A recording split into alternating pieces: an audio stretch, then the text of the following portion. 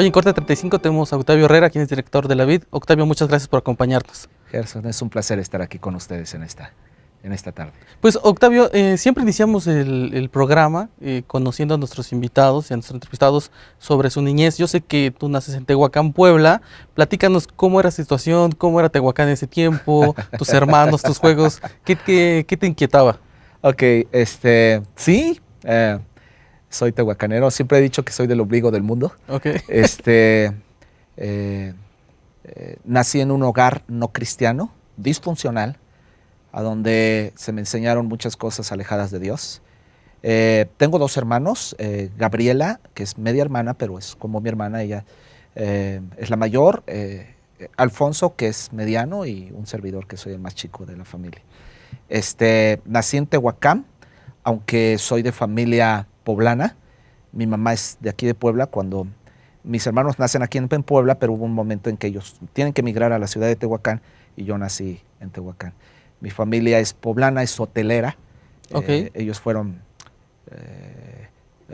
pioneros en la industria hotelera en el estado de Puebla y en México, el Hotel Astra. Muy bien. Y Mesón del Ángel y algunos otros hoteles. Y bueno, por situaciones económicas y por situaciones también tuvimos que emigrar a Tehuacán. Yo nazco en Tehuacán. Mi niñez fue una niñez muy divertida, muy traviesa. Soy una persona extremadamente... no puedo estar quieto, no soy de las personas que estoy sentado, sino... Pues fue muy divertida, muy padre. Me gusta mucho jugar en el campo. Recuerdo que uno de nuestros pasatiempos favoritos eran el de ir a matar lagartijas y descuartijarlas y ver qué era lo que tenían adentro y bueno, ir a pescar ajolotes, porque ni siquiera eran peces. Entonces fue una etapa muy bonita en mi vida, pero sin Cristo. Ok, muy bien. Estudias toda esta parte hasta la prepa en Tehuacán y ya vienes a Puebla. Sí. Sé que estudias en la UTLA. No, estudio en la preparatoria, termino la preparatoria en Tehuacán, en el Colegio Kennedy. Me voy a la Ciudad de México, a la Universidad del Valle de México por cuestiones. Ahí en México mi hermano estaba estudiando, ahí él estudió la carrera de Filosofía y Letras. Y él, cuando emigra a la Ciudad de México, él conoce a Cristo. Entonces fue una situación muy difícil en la familia. En aquellos tiempos, o sea, el cristianismo era algo raro, extraterrestre, fuera de lugar, fuera de contexto. Y para una familia poblana era mucho más fuerte. Entonces, creo, mi hermano fue separado de la familia. Inmediatamente mi papá le pusieron límites, cortaron, lo corrieron de la casa, él no podía visitarnos. Entonces en un verano mi hermano me invitó, yo ya era grande, bueno, 18 años, y yo conozco a Jesús en una reunión con un grupo que en aquel entonces estaban reuniendo en el Alpillo, en la Ciudad de México. Ahí yo conozco a Jesús en reuniones carismáticas donde había sanidades, milagros, prodigios, o sea, muchas cosas muy padres, evidencias de transformaciones, pero sobre todo presencia de Dios y cambios y transformaciones increíbles. Yo pude ver en mi hermano un cambio radical en un antes y en un después. Si yo era travieso, mi hermano me decía, quítate que ahí te voy. Él corría motos, él era más travieso aún que yo. Yo llego a la Ciudad de México y decido estar en la Universidad del Valle de México. Ahí estudié. Okay. Y la mitad de la carrera, después por cuestiones económicas, yo tengo que venir, buscar beca, trabajar en la ciudad de Puebla. Y yo ya conocía algo del Señor. Allá hice mi decisión de fe, aunque teníamos ciertos... de niños, esto es algo muy interesante. Por eso a mí me gusta mucho trabajar con los niños, porque en la etapa en la que es una tierra demasiado fértil para que alguien pueda conocer a Cristo es antes de los 18 años. La semilla que fue sembrada en mi vida y en la vida de mi hermano fue sembrada, me acuerdo, de niños con una anciana que hacía escuela bíblica de verano en Tehuacán. Era una misionera bautista. una anciana como de 80 años, pero que iba de puerta en puerta en las colonias, en las casas, y pues claro que para que los chamacos no estén haciendo lata ni estén en época de vacaciones, los papás dicen lléveselo, ¿no? Y gratis, y me los va a entretener, y o sea, y aparte les van a enseñar cosas buenas, lléveselo. Sí. Ahí sembraron la semilla de la palabra de Dios. O sea, yo ya tenía una semilla sembrada sin saber de qué se trataba. ¿Tú ya recuerdas algo? ¿Algún episodio? Sí, muchísimo. ¿Qué recuerdas? El amor de esta mujer fue clave en mi vida. De una mujer que daba su vida, su tiempo, su dinero, y que a pesar de su edad, esta mujer iba de puerta en puerta buscando niños. Muchos de esos niños hoy en día tenemos el conocimiento de Cristo. Y recuerdo muchísimo que esta mujer nos daba lunch. Recuerdo muchísimo que nos daba regalos, buscaba juguetes, pero todo era enfocado al reino. Indudablemente, en mi corazón había un vacío. Yo vengo de una familia disfuncional, a donde mi padre nos tenía abandonados. Él era una persona muy promiscua y que había tenido pues, una serie de relaciones extramatrimoniales. Y mi madre era una mujer con ciertos principios, a pesar de que ella no era creyente, tenía muchos principios que hoy yo le digo a mi familia, yo no sé de dónde sacaba mi mamá principios que son bíblicos, ¿no? Dios es el centro de nuestra vida, aquí confiamos solo en Dios, o sea, ciertos principios que fueron eternos y que fueron sembrando la semilla. Esta mujer siembra la semilla, entonces cuando yo llego a la Ciudad de México, mi hermano llega y él se convierte, él ya llevaba una semilla muy, muy especial que empezó a dar fruto. Okay. En momentos difíciles, yo me acuerdo que cuando yo estaba en mi cuarto y esas noches oscuras donde sale el coco y donde ves películas de espantos y donde ves cosas así y que no puedes dormir si tienes 8 o 9 años y que empiezas a tener tribulaciones, esas noches recuerdo que yo aprendí a buscar a Dios en tiempos de angustia. Me memoricé el Salmo 23 cuando era niño, a pesar de que no éramos cristianos. Aparte, quiero comentarte algo. Mi papá nos enseñó 3 cosas. Él decía que las cosas de Dios eran para gente, para las mujeres, para gente floja o que no tiene nada que hacer y para gente ignorante. Entonces yo no quería caer en este contexto de este cuadro, ¿no? En cuestiones de Dios. Entonces, cuando fui creciendo, siempre marcaron esas palabras en mi vida. Pero al final de cuentas había un vacío extremo en mi corazón que no había sido llenado por nada. ¿Cómo fue este choque? Porque dices que esta enseñanza, ves a tu hermano que lo relegan, sí. Vas a México, ves esta experiencia, empieza a brotar esa raíz. ¿Cuál es el choque mental que tienes que decir? Si es cierto, o sea, sí necesito de Dios. ¿Cómo viste esta experiencia? ¿Qué es lo que pensabas? ¿Qué decías?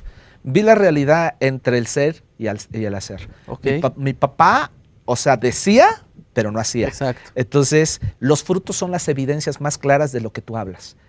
Y lo que tú predicas y lo que hace más mella en la vida de todo ser humano son los frutos, las enseñanzas prácticas. Entonces, todo lo que mi padre decía no tenía un fundamento de admiración en mi vida.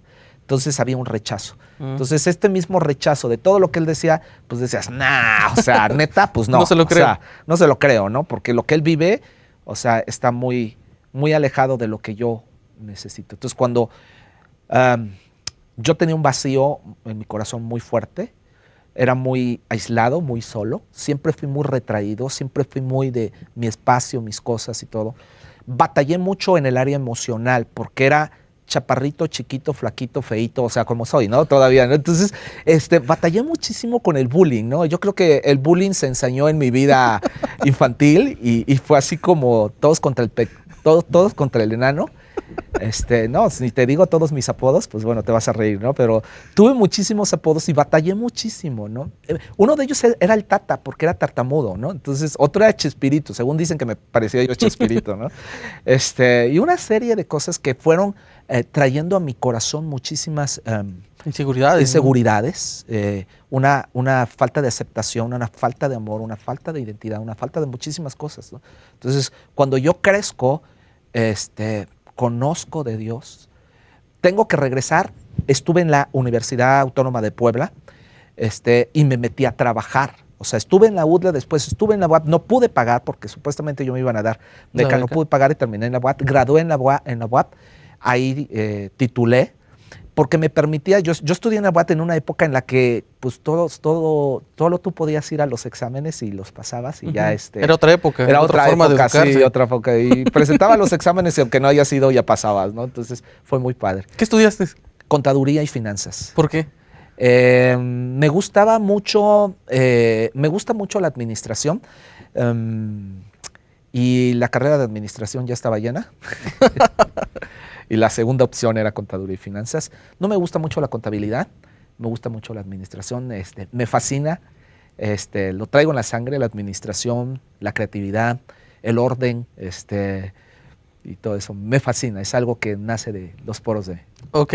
Oye, platícame sobre tu esposa, ¿cómo la conoces? ¿Cómo es la historia de amor contigo? Wow. Nos conocemos en el grupo de jóvenes de Amistad de Puebla. Los dos conocimos a Cristo aquí en Amistad de Puebla. Ella lo conoció hace 32 años, yo hace 31 años. Yo soy en el 85, ella a finales del 84. Llegamos a un grupo, yo llegué a un lugar que estaba en Boulevard Atlisco y Avenida Reforma, frente a Suburbia de Reforma. Se le llamaba Danesa porque abajo había una heladería de Danesa, y era Danesa 33. Y yo llegué ahí, mi esposa llegó un poquito antes. Nos conocimos en el primer viaje misionero de Amistad de Puebla, que se hizo a Putla, Oaxaca, y después a Huautla de Jiménez. Fue el primer viaje de jóvenes. Okay. Acababa de llegar como pastor de niños, de adolescentes, de jóvenes, Daniel Peredo, egresado de Cristo para las Naciones con su esposa Xochitl. Y bueno, cuando yo vengo a Puebla, a mí alguien me invita a un estudio bíblico en la universidad. Llego a la universidad y la primera persona que yo vi fue a Litza, una mujer muy sabia, una mujer muy inteligente y una mujer muy de Dios. Yo, lo primero que me atrajeron muchas cosas de ella. Su manera de pensar, indudablemente su físico. Hoy en día sé que hay 3 esferas de atracción en una persona, ¿no? La física, la intelectual o emocional y la espiritual. Y las 3 áreas me cubrieron, me llenaron, me fascinaron. Y desde ahí yo la anduve 5 años tras de ella, 5 años tras de ella. Ella es de Jalapa. Fuimos a un viaje misionero y ahí fue a donde empezamos a interactuar, a conocernos. Fuimos grandes amigos durante muchos años. Y nos casamos, vamos a cumplir 24 años de casados. Y bueno, ahí nos conocimos en el ministerio, nos conocimos en el grupo de jóvenes y después entramos al Instituto Bíblico. En aquel entonces era el CIB, Centro de Instrucción Bíblica. Y bueno, ella sí lo tomaba casi de tiempo completo. Yo estudiaba, trabajaba y venía al instituto. Entonces era multifacético y tenía varias cosas que hacer, pero fue muy especial para mí. Litza es el regalo más grande que Dios me ha dado. Es una mujer maravillosa. Nos complementamos, somos el agua y el aceite, todo el mundo lo dice, pero creo en eso, la complementación. Creo que Dios siempre ve qué es lo que tú necesitas. ¿Cómo en qué te complementaba? Mira, simplemente en temperamentos. Okay. O sea, simplemente nuestros temperamentos son muy diferentes. Yo soy más, ella es más racional, yo soy más práctico, ella es más objetiva, yo soy más, ahí se va, y hubo una complementación, siempre como que ella es la típica mujer que dice la Biblia, la mujer sabia que edifica su casa. Okay. Ella todo empieza con sabiduría, ella va despacio, ¿no? Y si se trata de correr, primero inspecciona el camino, ¿no? Yo primero corro y después me doy cuenta que había hoyos, ¿no? Entonces, como que nos complementamos los dos juntos y eso fue muy padre. Sí fue muy interesante, nos casamos en la ciudad de Jalapa. Ella fue pionera, Litza fue pionera de Amistad de Jalapa. Amistad de Jalapa nace en el 86 con... precisamente en la época del Mundial en México. Okay. Y nosotros varios jóvenes nos fuimos a un antro en Jalapa a predicar el evangelio con todos sus amigos de ella. Sus papás tenían una taquería que se llamaba El Asadero. Okay. Y nos fuimos, yo pues feliz de la vida, te imaginarás, no andaba ahí tras de sus huesitos y estaba bien feliz y contento. Entonces nos vamos y fuimos. No se llamaban antros, en aquel entonces un antro era algo muy feo, se llamaban discotecas, ¿no? Entonces fuimos a una discoteca a buscar a todos sus amigos, a ver en los partidos, se acostumbra todavía, ¿no? Que se ven en los lugares públicos, a ver, no me acuerdo si era semifinal o cuartos de final, y después de eso invitamos a todos los chavos de ahí a una fiesta en casa de Litz. Ahí comenzó Amistad de Jalapa. Comenzó en su casa, íbamos cada 8 días, empezaron a ir Javier Espinosa, empezó a ir Ernesto Alonso, fue prácticamente el fundador de Amistad de Jalapa. Cada semana él iba. Cuando Ernesto empieza a ir, pues yo ya no iba, porque ya había alguien, y entonces, pero los que empezamos fue un grupito de jóvenes, alguien que ya falleció, que fue Poncho Ramírez, quien fue un pionero también en las comunicaciones aquí en Amistad de Puebla. Era Poncho Ramírez, era un servidor, Chucho Saavedra, que es el hermano mayor de la contadora general de aquí de Amistad de Puebla, y algunos otros que ya se nos van los nombres, comenzamos ahí.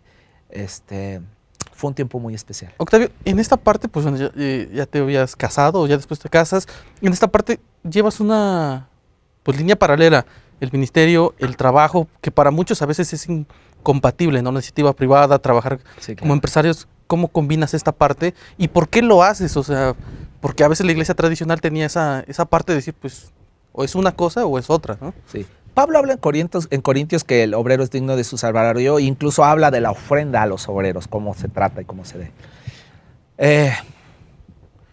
No sé por qué circunstancias Dios siempre nos ha tenido en la parte laboral. Para nosotros ha sido un privilegio el poder trabajar y sostenernos. Dios así nos ha llevado hasta el día de hoy. ¿Y cómo lo combiné? Pues yo creo, aquí hay algo muy raro que a veces los cristianos y a veces la iglesia no entiende. Separamos y hacemos las cosas, Pedro decía, Dios le dijo a Pedro, ¿por qué llamas inmundo a lo que yo he creado? ¿No? A veces etiquetamos, esto es del mundo y esto es de Dios. O sea, el reino, Dios creó todas las cosas, pero nosotros las hemos contaminado. El hombre es el que las ha contaminado. El hombre es el que ha destruido la obra de Dios. Muchas veces nosotros etiquetamos cosas, esto es del mundo y esto es de Dios, esto es del mundo y esto es de Dios.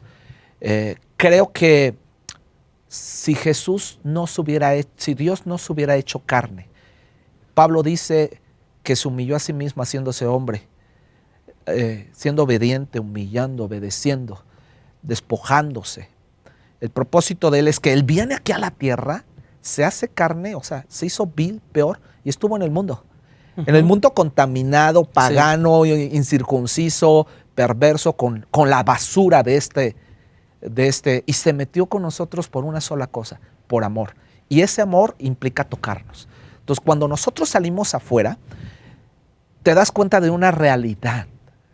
Y la realidad allá afuera es otra de la realidad aquí adentro. Entonces, creo profundamente que allá afuera hay una gran necesidad que el mundo nos está pidiendo a gritos que seamos luz en medio de un mundo lleno de oscuridad. El que nosotros estemos haciendo cosas hacia afuera ha sido de gran bendición para nuestra vida. Tiene que ser un llamado, tienes que estar completamente firme. ¿Quién es Dios en tu vida? Porque el mundo te jala.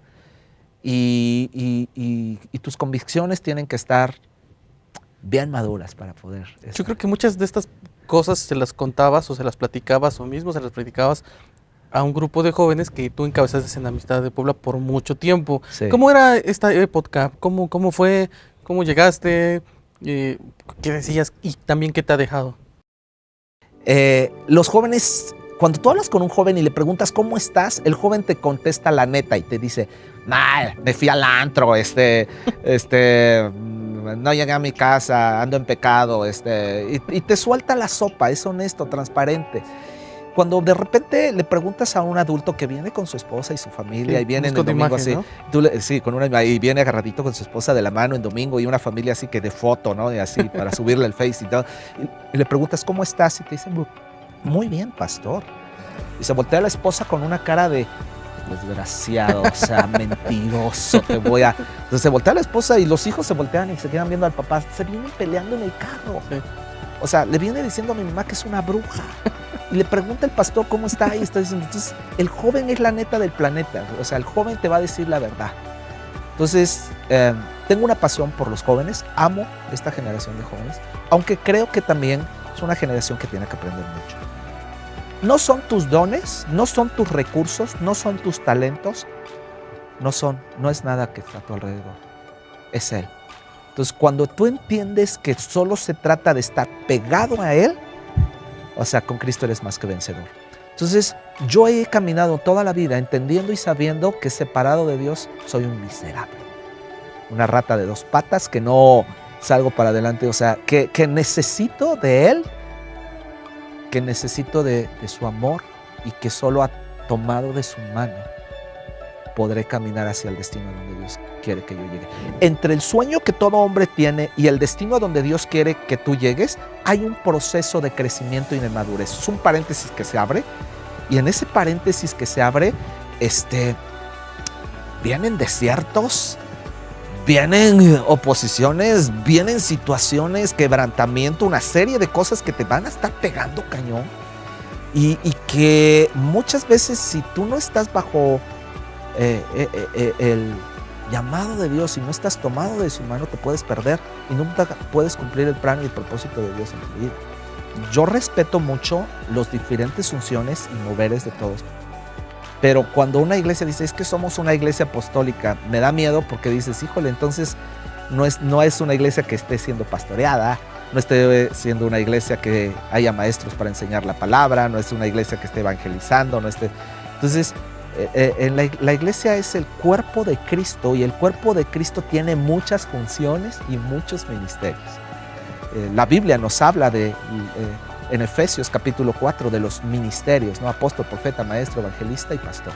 Entonces, creo que hemos estado aprendiendo a desarrollarnos en todos los ministerios y que todas las personas tengan un lugar. Octavio, ya casi para terminar esta parte, Gracias. ¿Qué piensas sobre lo que está pasando en México? Tenemos muchas situaciones difíciles, complicadas, en muchos sectores, incluso jóvenes que no encuentran trabajo, se tienen que ir al extranjero, cosas con los mismos maestros, el mismo gobierno federal, el mismo gobierno local, muchas cosas que a veces parece que México como que no avanza. ¿Cómo ves la situación? ¿Cómo ves México? Ok, de entrada quiero decir, es un problema mundial. O sea, Europa como está ahorita, Sí. Sudamérica como está. O sea, es un problema mundial. Nos estamos acercando a los últimos tiempos. La Biblia nos habla en los últimos tiempos, muchas de las profecías tenían que ver con todo lo que está sucediendo. No podemos detener lo que está sucediendo. Y aún cosas mayores nosotros veremos.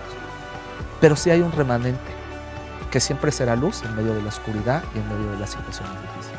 Todo esto, la Biblia nos menciona que va a pasar y que tendríamos que ver, y aún cosas que todavía, creo, nos faltan por ver.